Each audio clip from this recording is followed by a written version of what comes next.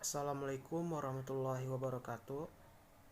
Selamat sore kepada semuanya. Pada video kali ini saya akan mencoba menjelaskan beberapa materi yang diberikan oleh dosen pengampu mengenai dinamika dan tantangan Pancasila sebagai dasar negara Republik Indonesia. Mata kuliah Pancasila, dosen pengampu Pak Oki Alfernando, STMT, Teknik Lingkungan, Fakultas Sains dan Teknologi Universitas Jambi 2020. Ini kelompok 5. Anggotanya Khairani Ilman, NIM M1D1200015, Dalton Hutasoid M1D1200033, Lino Akbar M1D1200002, saya sendiri Fidel Nugraha M1D1200032, Rahmayola M1D1200010, Tegar Rizky Saputra M1D1200036. Pokok pembahasan ada 2. Yang pertama mengenai dinamika Pancasila sebagai dasar negara Indonesia dan tantangan Pancasila sebagai dasar negara Indonesia. Pendahuluan. Terlebih dahulu kita harus mengetahui dan mendalami apa sesungguhnya Pancasila itu. Pancasila adalah dasar negara. Segala sesuatu harus bersumber dan sesuai dengan Pancasila. Pancasila memuat sumber dari segala hal. Karena Pancasila sebagai dasar negara, Pancasila disebut juga sebagai pedoman bangsa.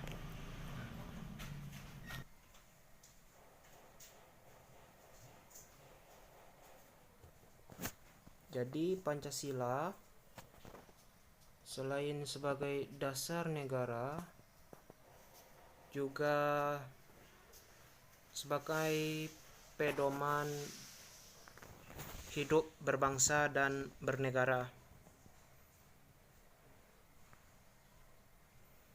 Dinamika Pancasila. Dinamika itu adalah kekuatan penggerak dan semangat juang oleh pahlawan untuk memerdekakan negaranya sendiri waktu zaman penjajahan. Pancasila terbentuk atas pengorbanan para pahlawan. Jadi Pancasila bukan hadiah yang diberikan oleh Jepang kepada Indonesia, melainkan pengorbanan yang dilakukan oleh pahlawan sehingga impiannya tercapai untuk memerdekakan negaranya. Pancasila memuat pedoman Indonesia. Jadi Pancasila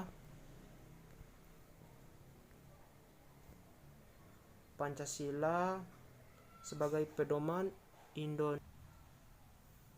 Jadi Pancasila merupakan pedoman bagi bangsa Indonesia. Pedoman kata lain adalah arahan untuk menciptakan Indonesia lebih tentram. Ini bentuk dinamika Pancasila. Saya terinspirasi dari kegiatan-kegiatan aktivitas kita sehari-hari. Bisa kita pelajari bagaimana kerjanya bentuk dinamika Pancasila. Di sini warga negara bisa kita ibaratkan si pembawa sepeda, dan ini sejarah dari belakang. Mungkin si sepeda ini telah tergelincir akan bannya Jadi otomatis masa depannya terpikir untuk tidak atau lebih baik lagi. Itu gunanya sejarah. Dan dinamika itu tadi adalah kekuatan. Jadi kekuatan yang perlu kita perhatikan adalah kekuatan kaki ini. Tergantung warga negaranya. Kalau warga negaranya dinamikanya kuat, otomatis sepeda ini namanya, kita ibaratkan negara, maka akan semakin berkembang. Dan Pancasila ibaratnya sepeda. Otomatis sepeda yang kita pakai bergantung dengan kondisi warga negaranya dan tipe aturannya. Dan ada bagian tantangan di belakang, mungkin kejadian yang telah terjadi bisa kita pelajari lagi, kita bangkit lagi untuk menciptakan hal yang lebih baik lagi. Jadi tantangan ini adalah mungkin di suatu saat atau impian atau masa mendatang akan terjadi hal-hal yang tidak mestinya kita sadari. Misalnya ibarat si sepeda ini akan tidak sengajanya terinjak sepaku oleh ban ini. Jadi kita harus komitmen bersama warga negara, belajar dari sejarah, kekuatan dinamikanya harus setimpal dengan kondisi Pancasilanya, kondisi sepedanya. Kalau sepedanya tekanannya, bannya nggak terlalu banyak, maka kita harus memikirkan berapa dorongan atau kekuatan yang mesti kita keluarkan.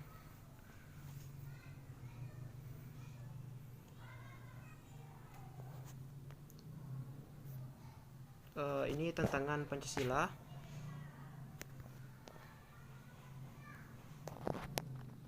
Tantangan Pancasila mungkin saja bisa terjadi karena ada si pembuat gagasan, yaitu Mr. Muhammad Yamin, Insinyur Soekarno, dan Mr. Supomo. Orang tiga ini yang membuat atau menciptakan ide-ide dari Pancasila. Dan Pancasila juga tidak hanya berpandang satu saja, bersifatnya umum untuk mengatur semua yang mungkin sedang terjadi pelanggaran atau kejadian-kejadian yang tidak mestinya terjadi. Pancasila disahkan pada 8 Agustus 1945, tepatnya hari Sabtu, dan kita merdeka 17 Agustus, tepatnya hari Jumat, berarti 1 hari dari kemerdekaan Indonesia. Dan tantangannya juga ada, kita kelompokkan dari luar, dari dalam. Contoh dari luar mungkin kita bertentang yang namanya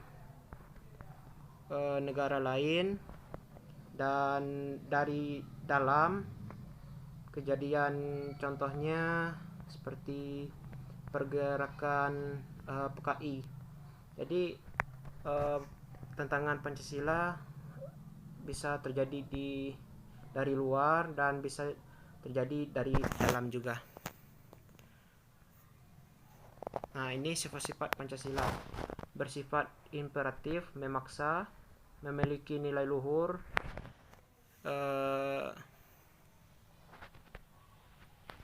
bersifat objektif, sikap yang harus dijunjung tinggi bagi seseorang untuk berpandang terhadap suatu masalah. Contohnya pasukan Garuda, TNI, berkomitmen dan ikut serta dalam pengamanan di Lebanon. Itu sikap yang harus menjunjung tinggi.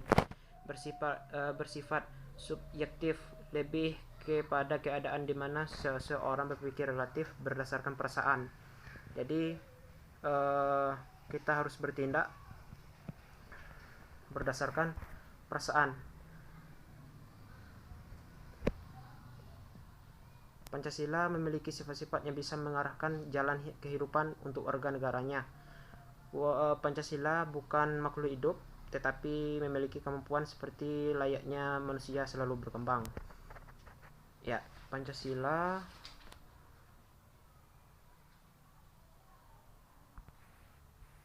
sifatnya ini memaksa, memiliki nilai luhur, nilai-nilai keaslian dari bangsa Indonesia yang terkenal dengan sopan santun, sifat objektif tadi, keikutsertaan, dan subjektif, sifat yang lebih kepada keadaan di mana seseorang berpikiran relatif berdasarkan perasaan. Jadi kita harus berpikir secara logis untuk melakukan sesuatu. Dan ini kesimpulan dan saran, warga negara harus menanamkan jiwa Pancasila dalam kehidupannya. Harus menjiwai nilai-nilai dari 5 dasar ke dalam kehidupannya.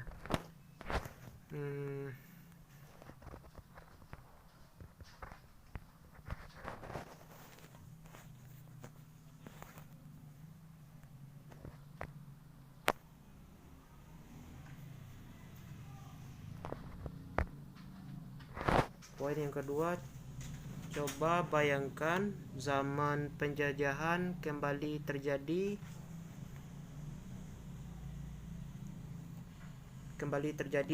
di masa modern ini. Tentu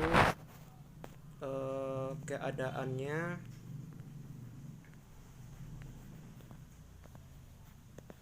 tidak akan diminta lagi karena menyebabkan terjadinya penyiksaan dan lain-lain. Kalau bukan pahlawan yang bergerak untuk negara ini, kita tidak seperti sekarang ini. Jadi kita harus menghargai pahlawan-pahlawan untuk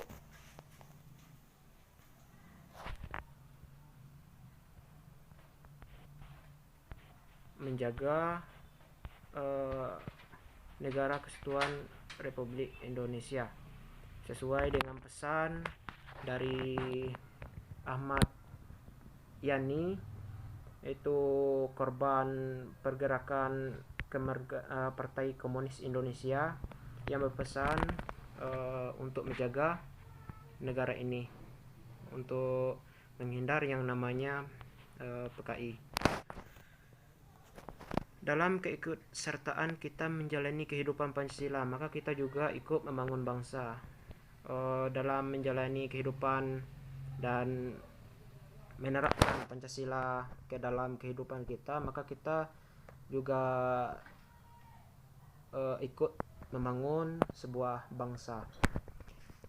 Poin 5, hidup akan rukun, sejahtera, tentram, nyaman, dan aman di mana saja dan kapan saja.